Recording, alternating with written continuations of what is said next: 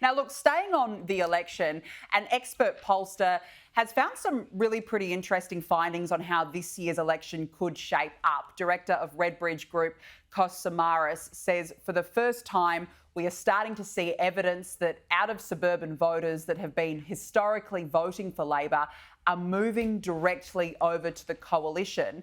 Now, despite that good news for the coalition, it's still unclear whether Peter Dutton can take those vulnerable seats. Samaras adding, there is so many seats now in these two big states of New South Wales and Victoria that are just up for grabs, but it's unclear who's going to grab them. Henry, there seems to have been a trend now with multiple polls that Labor is falling foul of voters and the coalition is starting to pick up speed here. How do you interpret this? I mean, it does feel the coalition is in with a genuine chance.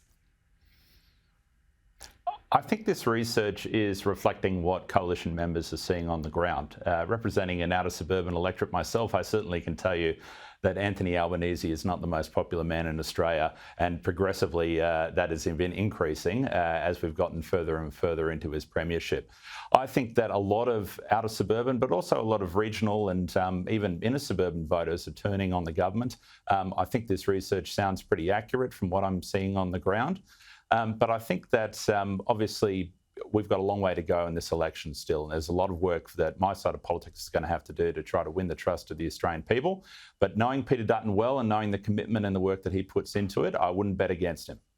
No, absolutely not. I mean, there's still many months to go. It's a very long time in politics, but certainly that there has been a turnaround. Lisa, what does it say about voter sentiment towards Labor?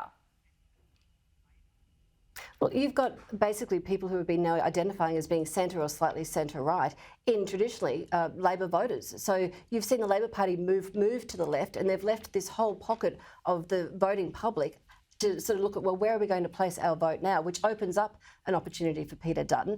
I think just a few days ago, Danica, we had research come out which said that it's women who are focused predominantly on cost of living. So they're making, 80% of the decisions when it comes to purchases for the home. They're the ones predominantly who are in the grocery store, seeing how this is impacting them. They'll be looking for somebody to provide relief and provide solutions when it comes to cost of living. And I would think Peter Dutton should go in there and make that very strong connection between you're hurting with cost of living, put the argument for nuclear, which is energy. Energy will help bring down your cost of living. And I think that's the path he needs to try and win back that women vote as well.